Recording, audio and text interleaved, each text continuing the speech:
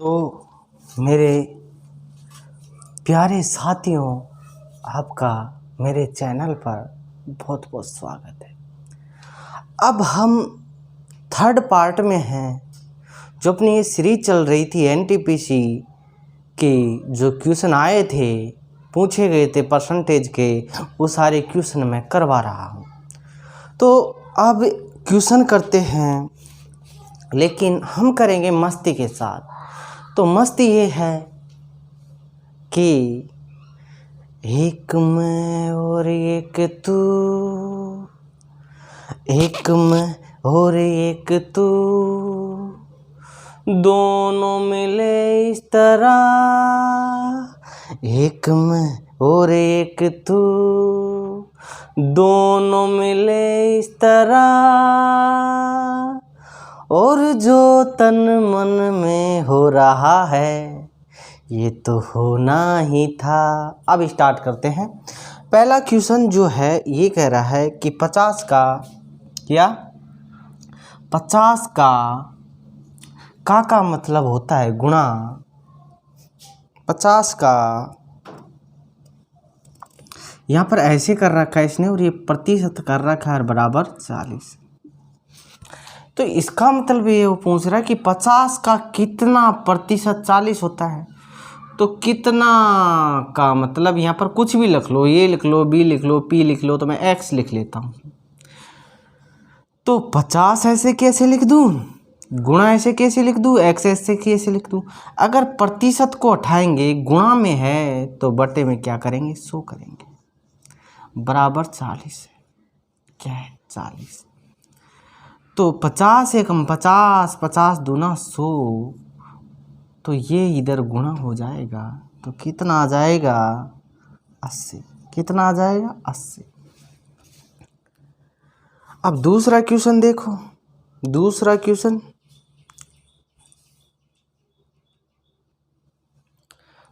Question पढ़ो। सचिन गणित में 70% अंक और विज्ञान में 60% अंक प्राप्त करता है। मान लीजिए कि दोनों विषयों के पूर्णांक समान है, तो सचिन को दोनों विषयों में कुल कितने प्रतिशत अंक प्राप्त है। सोचो क्या करना है। तब तक मैं सोचना क्या, जो भी होगा देखा जाएगा। अरे सोचना क्या, जो भी होगा देखा जाएगा। आज के लिए कल को न खोना, आज ये न कल आएगा, है ना। ऐसा गाना है। तो क्या है ये बोल रहा है, विज्ञान गणित में तो वो 70% अंक, ये 70%। और अब गाने नहीं गाऊंगा, अब गाना नहीं गाऊंगा। क्यों नहीं गाऊंगा, क्योंकि डिस्टर्बेंस होता है, जो मेरा ध्यान है वो भटकता है। ये मैथ है, ये साइंस है। ओके विद्यार्थियों, 1/10 आप जानते हो कितना होता है, 10%। कितना होता है 1/10, 10%। तो ये कितना गुना ज़्यादा है 10 से, 7 गुना ज़्यादा। तो कितना हो जाएगा, 7/10। अगर 1/10 10% होता है, तो ये 70 हो जाए मान लो, तो 7 से गुना करना पड़ेगा। तो इधर भी तो 7 से गुना करना पड़ेगा। ऐसे ये 60% है, 1/10 10% होता है, तो 6 गुना ज़्यादा है, तो 6/10। ये बोलता है, क्वेश्चन पढ़ो कि दोनों एग्ज़ाम थे, साइंस की और मैथ की जो एग्ज़ाम थी, उनके पूर्णांक सेम है। इधर भी क्या है, सेम है। अगर ये सेम नहीं होते तो मेरे प्यारे साथियों, इसको और इसको हम सेम करते। अगर इधर अपना 5 आता, यहाँ पर 5 आता, तो इधर क्या है 2 से मल्टीप्लाई कर देते, ऊपर भी फिर 2 से मल्टीप्लाई करना पड़ता। क्यों करना पड़ता, क्योंकि रेशियो वो चीज़ होती है जो एक ही संख्या से ऊपर नीचे से कटती है, इसलिए 2 से गुणा करते। लेकिन क्या मज़े की बात तो ये है कि अपना तो 10 इधर भी आ गया और 10 इधर भी आ गया, तो इसमें हमें कुछ करना ही नहीं पड़ा। लेकिन एक बात बताओ, टोटल पूर्णांक इसमें कितने के हुए। साइंस का जो पेपर था वो 10 नंबर का था, मैथ का था जो 10 नंबर का था, तो कुल कितने नंबर का था, तो 20 नंबर का पूर्णांक, टोटल 20 नंबर के पूर्णांक हुए। तो लाया कितना वो, 13 लाया। 20 में से कितना लाया, 13 लाया। अब मेरे को एक बात बताओ, क्या 1/20 आप जानते नहीं हो क्या 5% होता है? ऐसे तो यहाँ पर 100 लिख दो, ये लो 20 पंजे 100, यानी 13 पंजे 65 आ गए, है ना। लेकिन क्या आप 1/20 को 5% नहीं जानते क्या? तो 1/20 दिखा, 100 भी लिखने की जरूरत नहीं है। तो 5 यानी कि 1/20 अगर 5% होता है, 13 गुना ही तो ज़्यादा है। तो 13 पंजे 65, कितना करेंगे, 65। इस प्रकार इसको निकाल लेंगे। आगे बढ़ते हैं।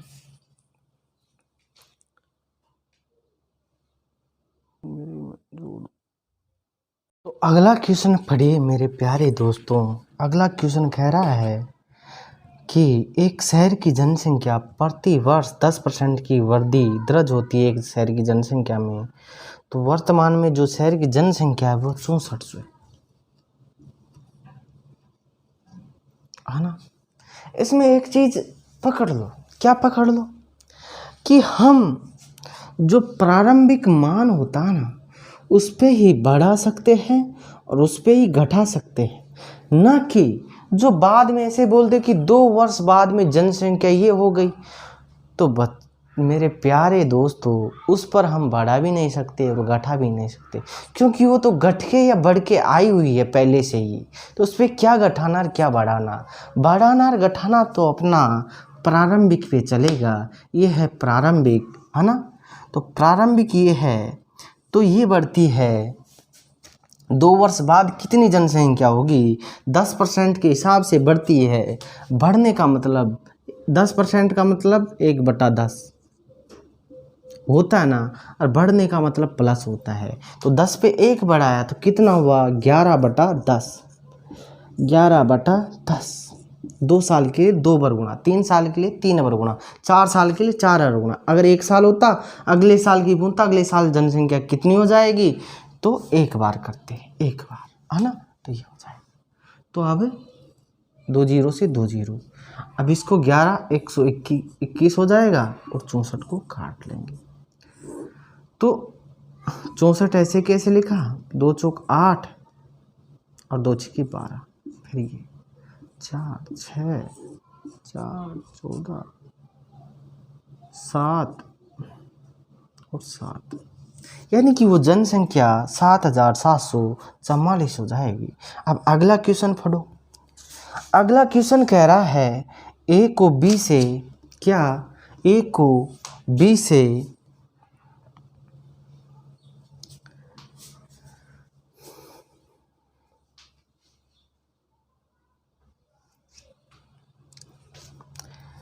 ए को बी से 25% अधिक वेतन मिलता है। तो 25% लिख लो।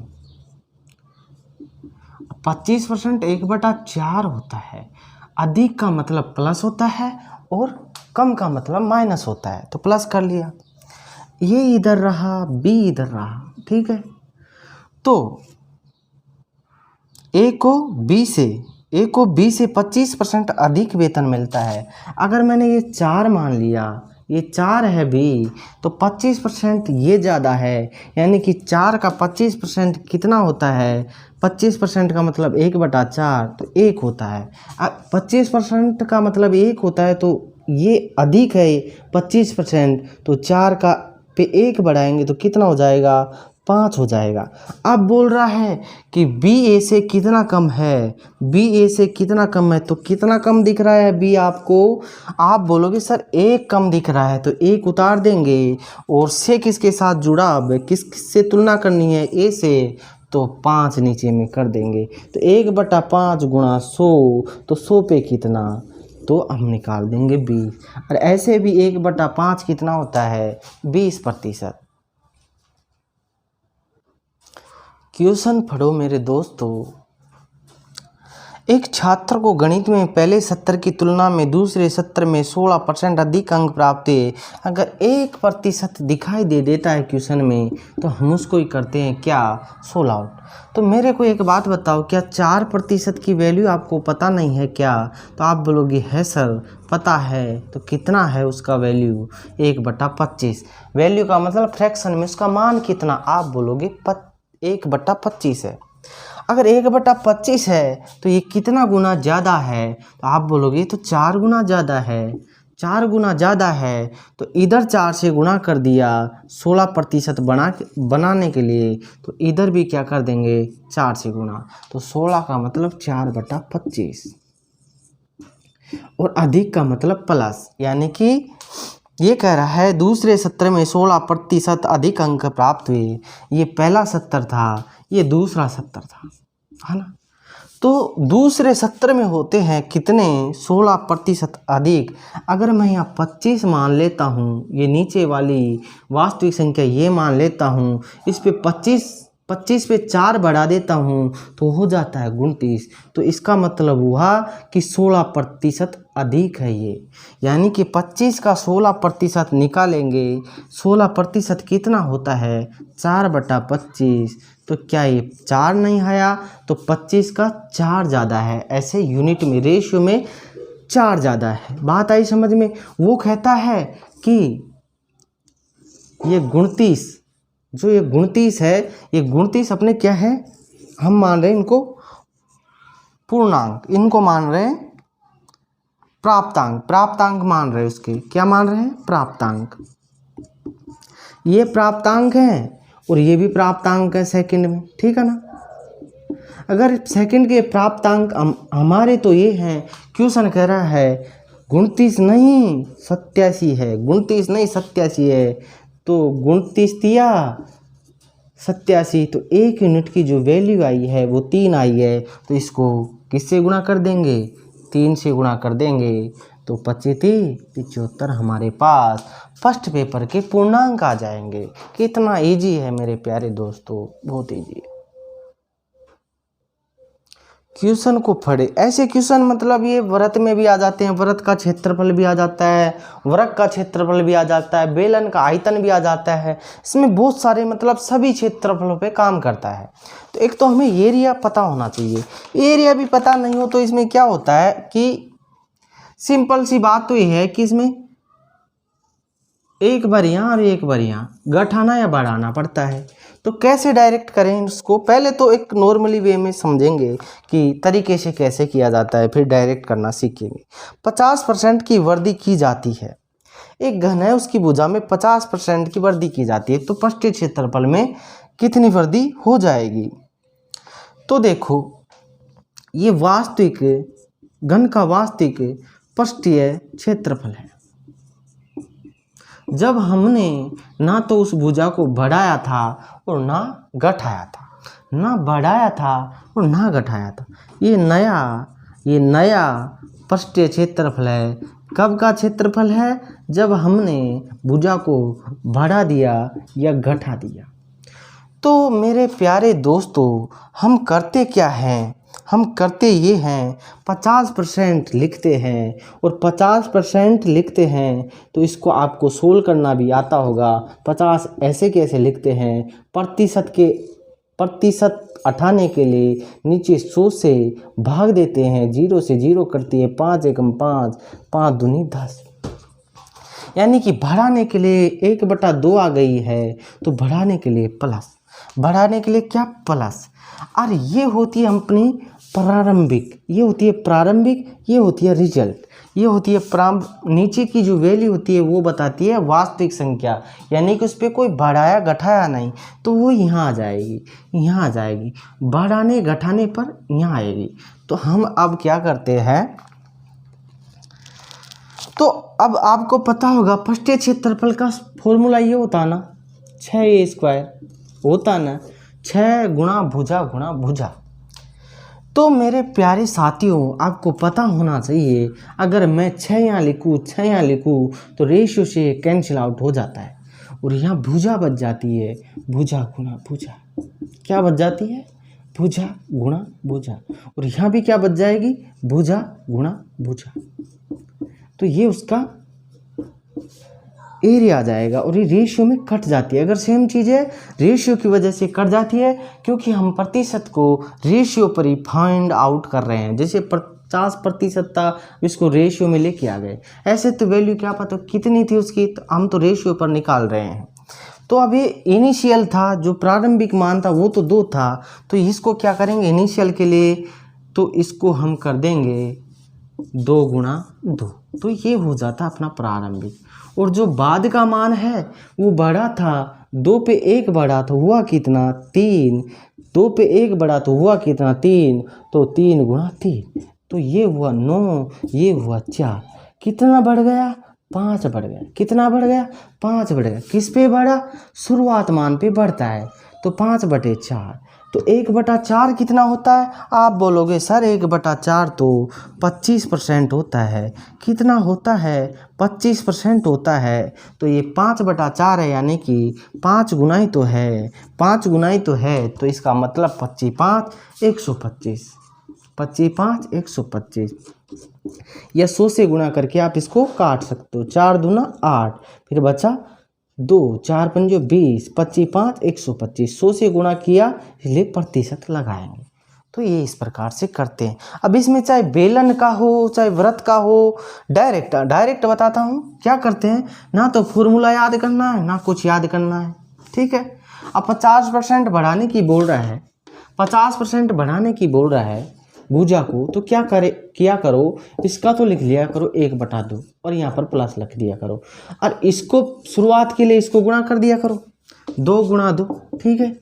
एक बार तो 1 गुणा करना पड़ेगा, ये तो शुरुआत हो जाती है, और इस पे बढ़ा दिया करो, तो 3 गुणा 3, तो ये आ जाएगा 9। ना तो फॉर्मूला याद करने की जरूरत है ना कुछ, तो कितना बढ़ गया 5 बढ़ गया, किस पे बढ़ा 4 पे, तो 4 पे बढ़ा 5, तो 5 4 पे बढ़ा, तो इसका मतलब हुआ 100 से गुणा, यानी कि 125। ऐसे सभी सवालों में कर दिया करो डायरेक्ट उत्तर निकालने के लिए। अगर हम चीज़ों को धीरे धीरे सीखते हैं ना, तो बहुत सारी चीज़ें अपनी क्लियर होती चली जाती हैं, और टाइम अपना सॉर्ट आउट यानी कम से कम लगने लगता है। इस प्रकार से हम आगे बढ़ते जाते हैं। मेरे साथियों कि 10 लीटर घोल में 2 लीटर पानी को वाष्पित किया जाता है। क्या 10 लीटर का कोई घोल था, शेष घोल में 6% नमक पाया जाता है, मूल घोल में नमक का प्रतिशत ज्ञात कीजिए। तो ये घोल था नमक का और पानी का, किसका था, नमक का और पानी का, ये बोल रहा है। और कितने का था ये घोल, घोल का मतलब मिश्रण यानी कि मिक्सचर था, नमक का, साल्ट का और वाटर का, 10 लीटर का। तो ये कह रहा है कि 10 लीटर में नमक भी होगा और 10 लीटर में पानी भी होगा, नमक प्लस पानी इस 10 लीटर में, तभी तो घोल कहलाता है। घोल किसे कहते हैं, जब 2 या 2 से अधिक चीजों को घोल दिया जाए। ऐसे नहीं पानी को घोल कह देंगे, कभी नहीं, जब उसमें 2 या 2 से अधिक चीजों को घोलते हैं ना, तब वो घोल कहलाती है। मतलब 2 से ज्यादा भी हो सकती हैं कोई चीजें, नमक, इसमें चीनी भी डाल सकते हैं, कुछ भी डाल सकते हैं, मतलब 2-3 चीजें डालनी पड़ती है। तो अब इसमें से 10 लीटर का घोल था, 2 लीटर पानी उड़ जाता है, क्या हो जाता है, उड़ जाता है। पंख होती तो उड़ आती रे, वो कर उड़ जाता है, उस प्रकार से उड़ गया है। शेष घोल में 6% नमक पाया जाता है। क्या शेष घोल जो नमक, अब शेष 2 लीटर उड़ गया, 2 लीटर उड़ गया, तो शेष घोल बचा कितना, अगर 10 लीटर घोल था, 2 लीटर उड़ गया पानी, तो घोल तो बचा ना 8, कितना बचा 8। अब 8 लीटर घोल हो जाता है, 8 लीटर घोल हो जाता है। अब कहता है इसमें 6% नमक है, चलो भाई 6% नमक है, तो 8 का 6% निकाल दो,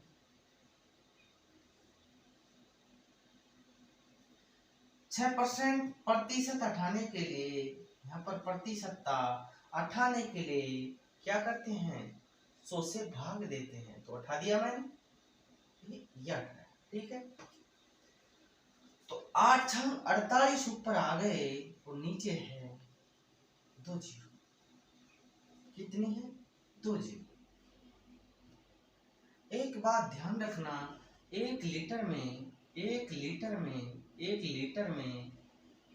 1000 ग्राम होते हैं। कितने ग्राम होते हैं? 1000 ग्राम होते हैं।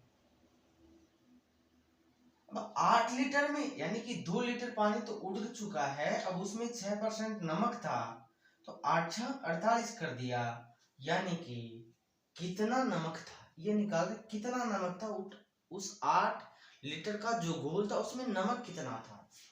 तो 2 जीरो नीचे आती हैं, तो इसका मतलब होता है कि 1 और 2 यानी कि 2 जीरो तब आई जब यहाँ 1 अंक 2 अंक यानी कि 2 अंक छोड़कर दशमलव थी, तो इसको हटा देंगे।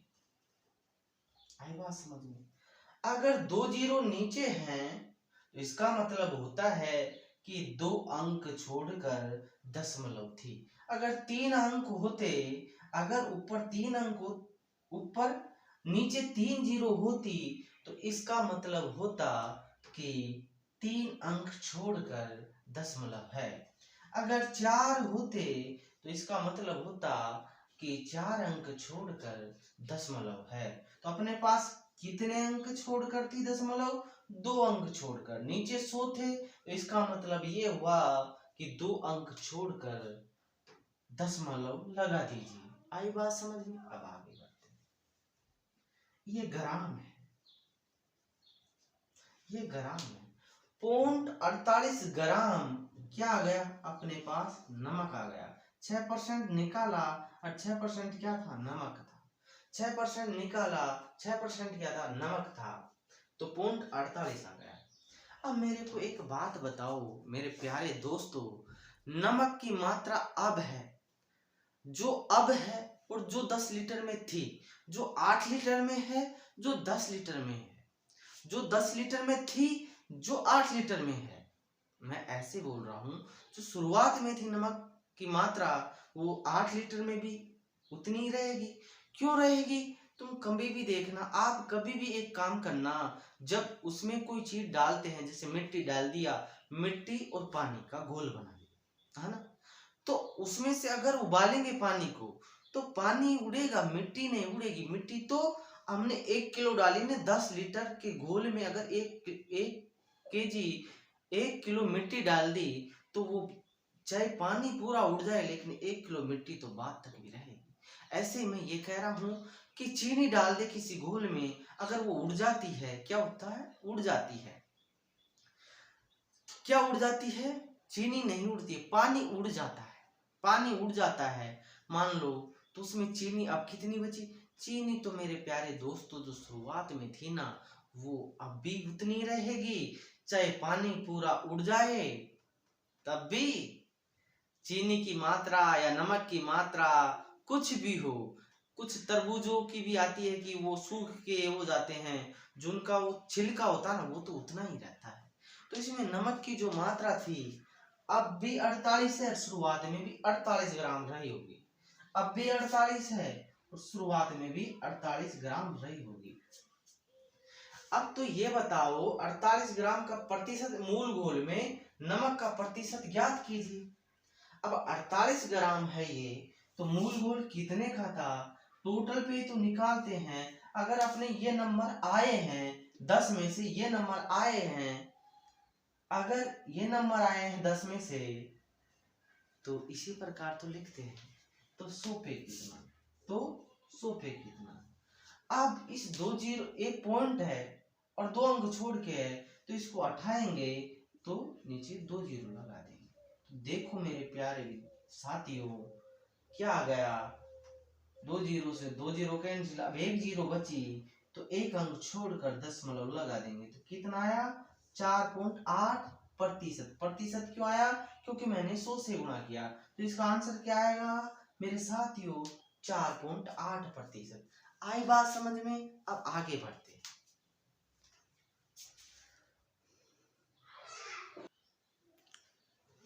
तो मेरे प्यारे दोस्तों, क्वेश्चन पढ़े, सेम क्वेश्चन है जो अभी अभी किया ना, वो क्वेश्चन है, थोड़ा सा फर्क है इसमें, उसको पढ़ लेना, करने की कोशिश करो। यदि 4% चीनी युक्त 8 लीटर विलयन को उबालने पर 2 लीटर पानी वाष्पित हो जाता है।